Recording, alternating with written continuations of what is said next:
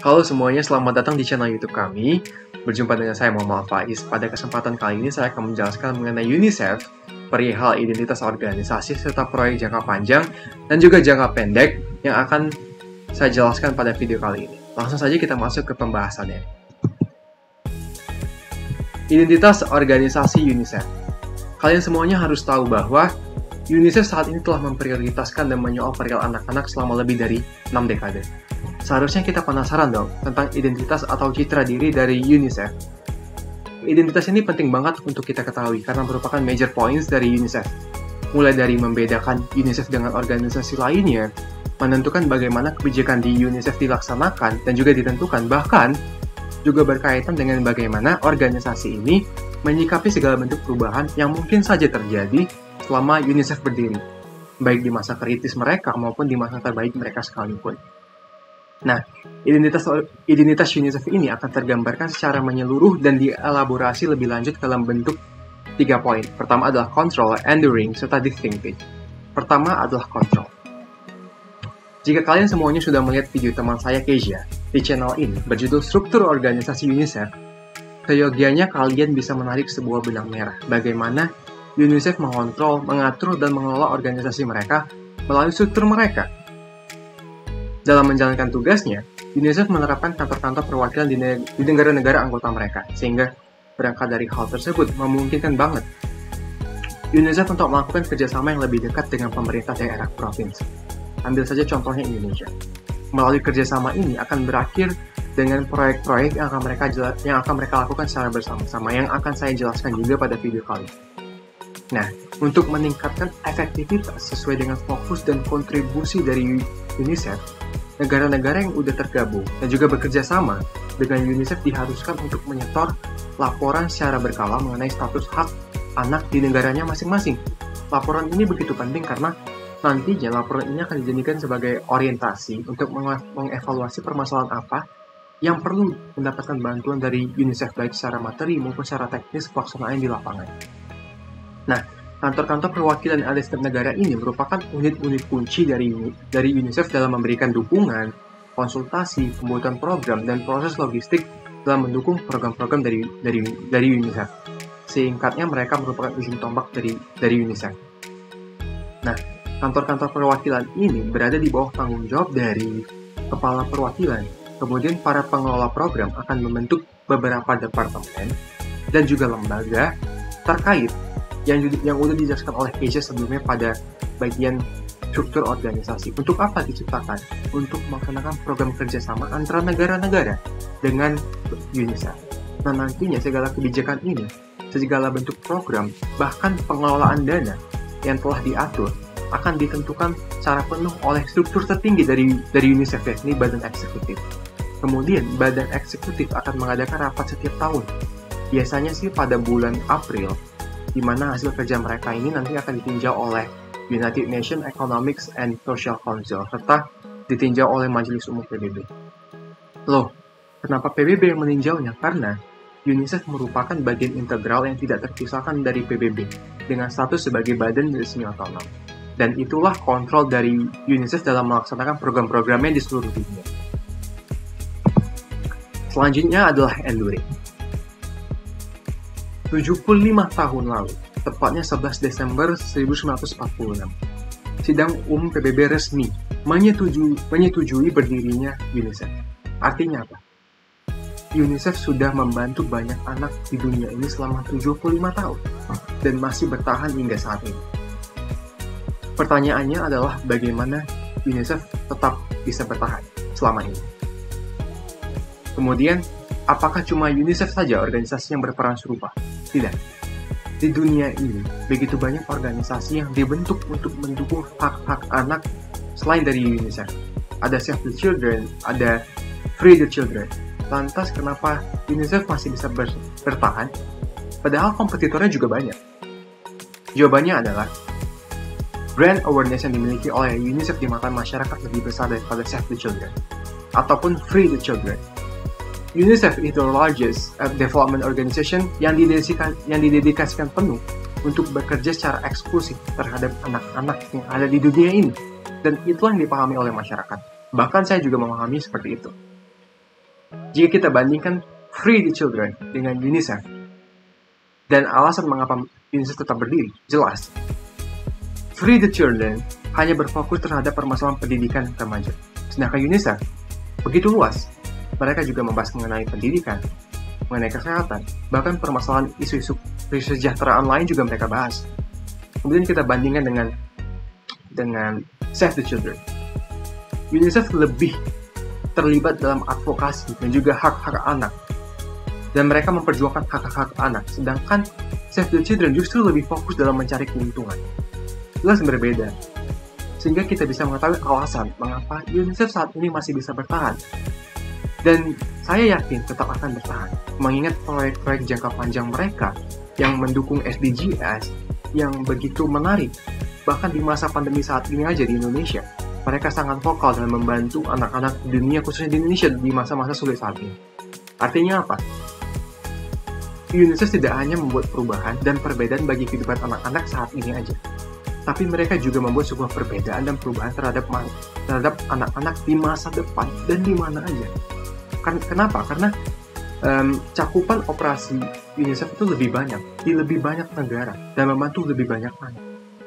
Dan juga organisasi mitra dari UNICEF serta pemerintahan juga lebih banyak, tersebar di banyak negara di dunia ini. Bahkan kredibilitas mereka juga sudah kita percayai, seperti yang mereka luncurkan Days of Tranquility, di mana mereka menciptakan sebuah proyek yang merupakan langkah positif untuk menyediakan ruang bagi kemanusiaan untuk menjangkau anak-anak dan keluarga yang rentan di dunia ini. Dan itulah alasan mengapa UNICEF tetap bertahan hingga saat ini. Selanjutnya, distinctive. Apa yang membuat UNICEF berbeda dengan organisasi lain? Sejatinya ini tuh masih bersinggungan dengan bagian sebelumnya, bagian endurance.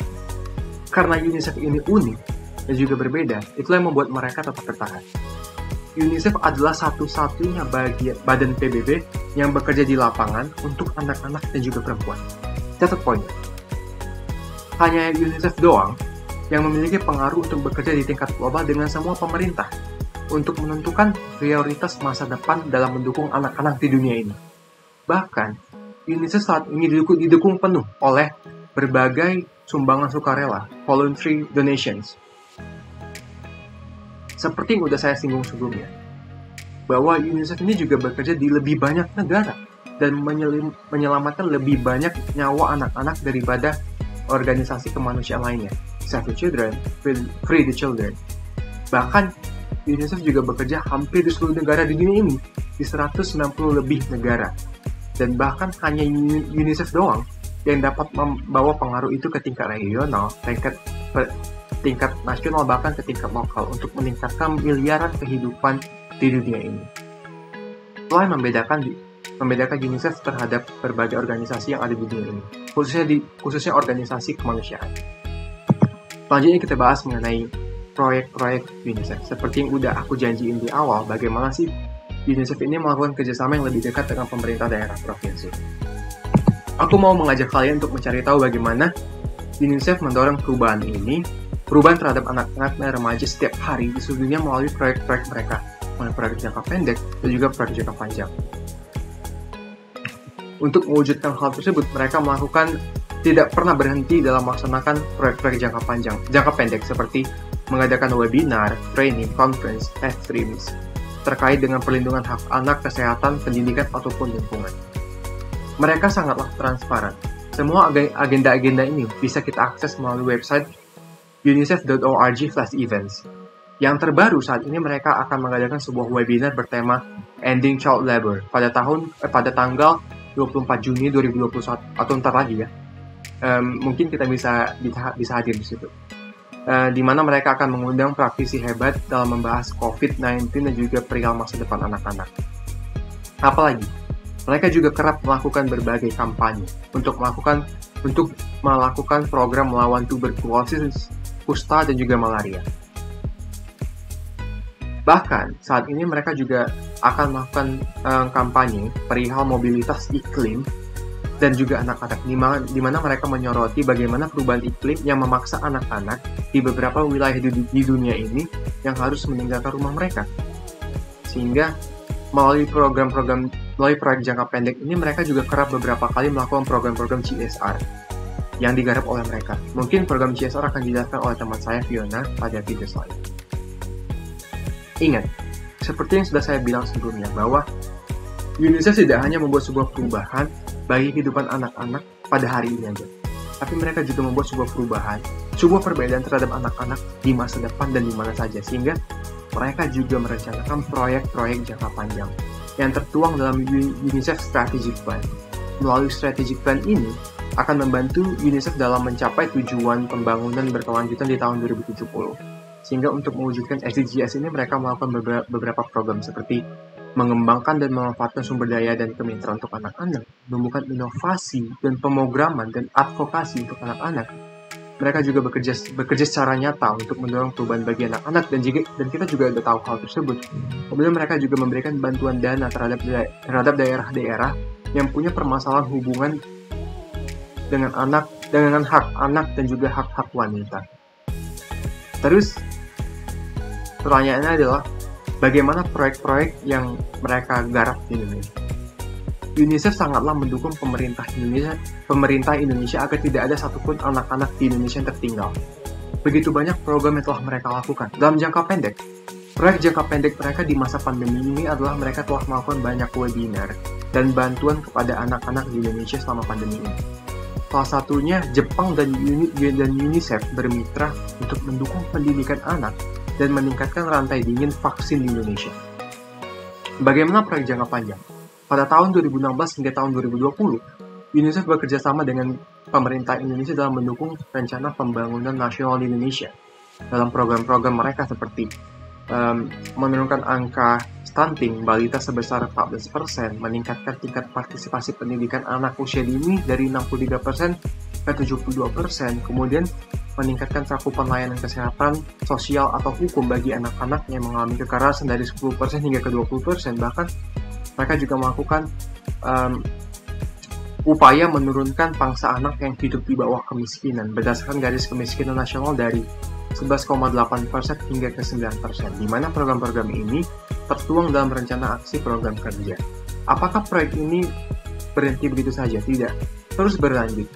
Yang baru-baru ini disepakati oleh mereka adalah UNICEF dan Indonesia sepakat melaksanakan rencana aksi program kerjasama atau Country Program Action Plan atau CPAP dari tahun 2021 hingga tahun 2025 sebesar $150 juta.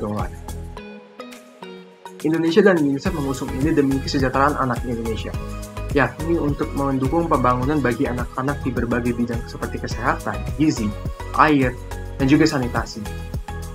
Bahkan juga mendukung perihal pendidikan, perlindungan anak, dan juga kebijakan sosial.